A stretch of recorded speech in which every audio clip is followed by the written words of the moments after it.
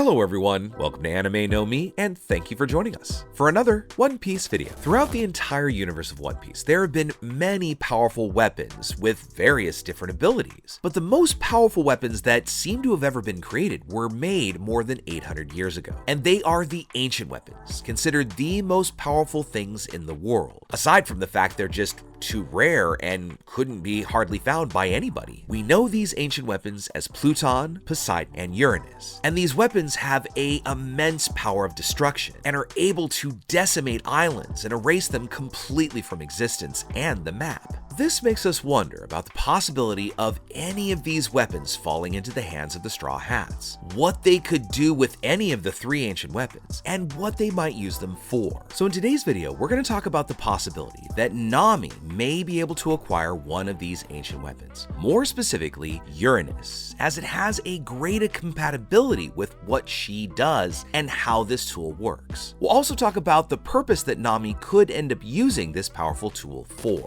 But before we dive into the video, if you're new to the channel or even if you've watched a bunch of our videos, we'd be absolutely honored if you'd leave us a like and even subscribe and maybe leave us a comment letting us know what you thought of the video. It really helps us out and motivates us to make more content. And if you'd like to help out the channel in a bigger way, consider sharing this video or your favorite with a friend. But without further ado, let's get into this video. In the most recent chapter, we've seen that this mysterious character that sits on the empty throne, also known as Imsam, has demonstrated that they have a great power at their disposal. A powerful, destructive weapon that doesn't come from their own strength, but in fact from an ancient weapon. Now, to be fair, we don't actually have confirmation that this really is the ancient weapon we're thinking of, but there are a lot of things that we see that could quite easily confirm that Imsama has this weapon of great destruction at their disposal. And of all the ancient weapons that we've seen, this could be the most powerful one of all, just for the simple fact of the power of its reach. Now, before understanding this advantage that this old ancient weapon has, let's get to know it a little bit better and compare it with the other ancient weapons that we know of. So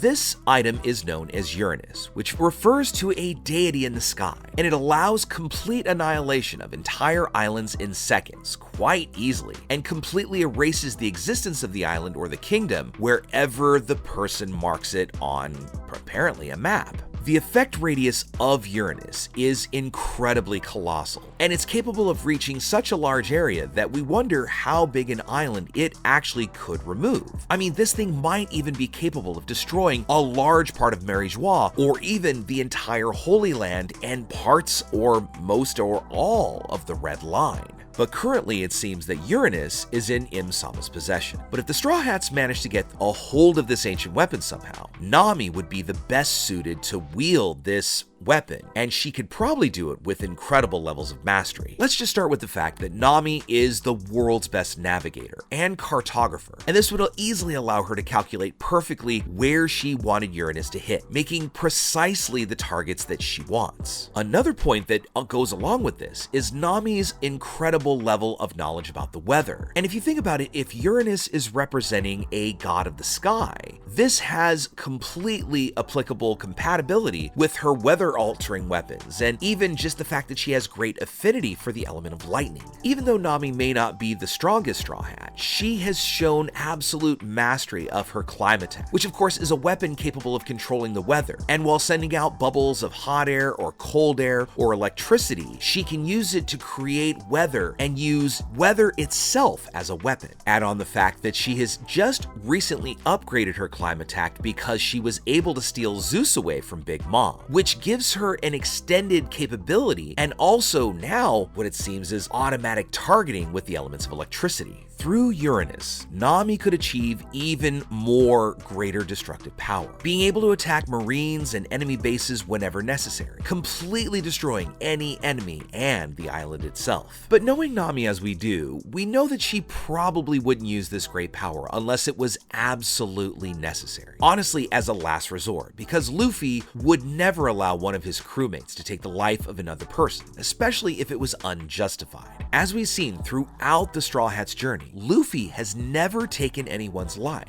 It was only in Wano where it kind of happened, and it wasn't even Luffy's actual intention, but because Kaido fell into the lava, Luffy by proxy took a life. But then again, this was absolutely necessary, because if Kaido had remained alive, he would have come back and attacked Wano or another country at some time, overpowering anyone that stood in his way and created another factory and destroyed all the more lives of people. So Luffy may not regret taking the life of this Yonko because of all of the misery that he'd brought upon the people of Wano. However, if we're talking about several or hundreds or thousands of lives, this is going to be just beyond Luffy's limit to take. So if Nami used Uranus to take the lives of anyone, it would make Luffy not look at her the same way, because she would have taken the lives that didn't need to die. But there may still yet be a reason why Nami would need to use it. And obviously Nami would follow any of Luffy's decisions, because after all, he is the captain, and she too doesn't like to take the lives of anyone else, even if it was necessary. Nami's heart, like Luffy's, is very pure, and even more so if you think about her childhood, where she had lost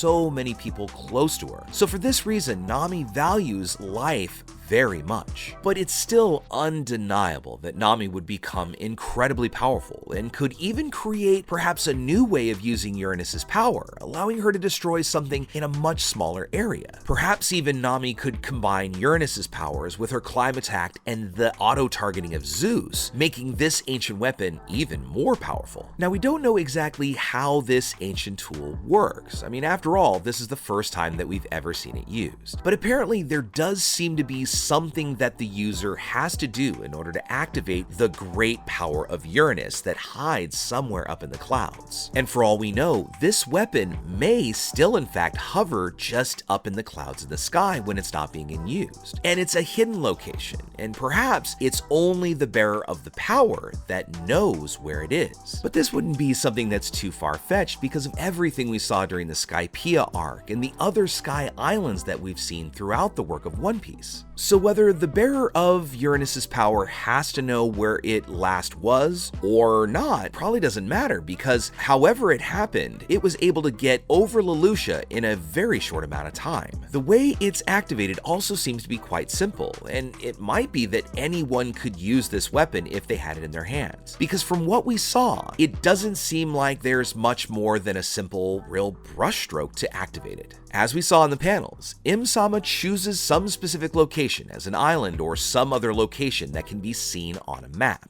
And the complete map that was in Im-sama's hands wasn't shown. It was just the Lelouch Kingdom and the two small islands that were nearby. Now, we don't know how much information this map has. I mean, even though it was made by the world government, we do know that there, at least publicly, is no map of the world, and that is one of Nami's dreams, is to create a map of the entire world. But also, we know that there are islands that aren't on any map. For instance, Laugh-Tale. You have to have the Ford Road poneglyphs to know how to find it, and this may have stayed off of every map since the Lost Century. And it also may be the reason why, even if Im-sama wanted to destroy Laugh-Tale, they never could. But if Im-sama knew the coordinates, it's very likely that they would have already destroyed the island. Now, we also don't know if Uranus would be able to destroy the One Piece treasure or the island that's on it, because there may be a deeper connection between the two. And after all, we don't actually know what the One Piece really is. We don't know if it's something real or mythical, so it's really not possible to guess if it would be able to survive a huge blast by Uranus. But getting back to how Uranus works, it seems that through the map, Im-sama chooses where they want Uranus to go, and once they choose it and mark an X on the spot with a brush, Uranus quickly appears above that spot from hiding in the clouds, and we just get to see the shadow and silhouette in the sky. So far, it's kind of difficult to identify what exactly Uranus looks like, or even its shape, other than kind of round, because it's very distant off and being disfigured by the clouds and obscuring its real appearance. But as we can see, unlike Poseidon, who is a living mermaid, Uranus may be just a large machine with great destructive power, and may not even have the ability to reason or have a will of its own. It just simply follows the orders it's given. This means that Uranus was most likely created by some human or highly intelligent race. Something that would be incredible to see because more than 800 years have passed since it was built, and it's still working perfectly and still seems to possess its full power. And that is a power that is truly frightening, because this is really the first time that we've ever seen something this destructive in the world of One Piece. I mean, sure, we've seen a Buster Call, but what happened in Lelouch is completely next level. Once activated, Uranus blankets and carpets the entire scene around it and rains down beams of lightning-like energy and lasers that swallow its target in a massive explosion and leaves nothing in its wake, completely obliterating its target. This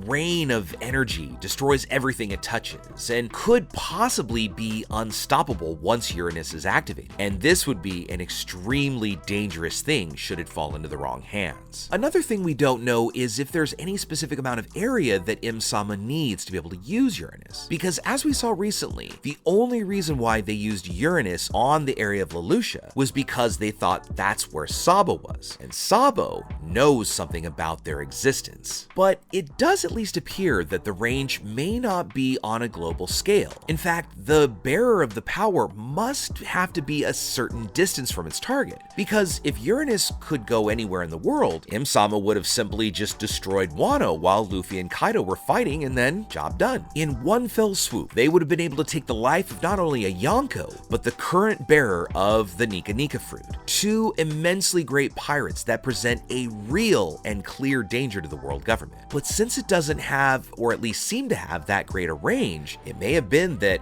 Im-sama just couldn't send Uranus to Wano and then activate it there. Or maybe Im-sama had a reason to let Luffy and Kaido fight, making Im-sama only use it now because he saw the need to do so. Because after all, somebody knows the existence of Im-sama aside from the Gorosei, and it seems that Uranus does need to be in a very large space in order to use. So at least for now, it seems that Im-sama does need to be somewhat close in order for them to use the ancient weapon on a site. But this would leave him exposed for the old world to see. But being in the center of Mary Joie, this still allows Im-sama to attack any enemies that are close to the sacred lands. But this ultimately might be what Uranus is for, to prevent anyone from advancing and overthrow the world government and take out the world nobles. And this may be one of the reasons why the revolutionaries did not attack the world government directly, because this ancient tool would act as a powerful defense against any invaders, being able to finish off even the largest of armies in a blink of an eye. But with all that said, friends, what do you think about it? Do you think that Nami could really make use of Uranus? And also, do you think what we saw happening in Lelouch is Uranus or something even scarier? And finally, what do you think it takes to make Uranus work? Do you think it's the map, or Im-sama, or some other combination? Let us know what you think in the comments below. So now, my friends, as we get ready to wrap up our video, I'd like to thank you all so much for watching the video all the way up to the very end. Be sure you comment on any themes or ideas that you'd like to see in future videos. And also, since you made it this far, give us a like and hit that red subscribe button before you head out to take on the rest of your day. I really hope to see you all in our next video, and let's keep sailing this giant sea together. Take care.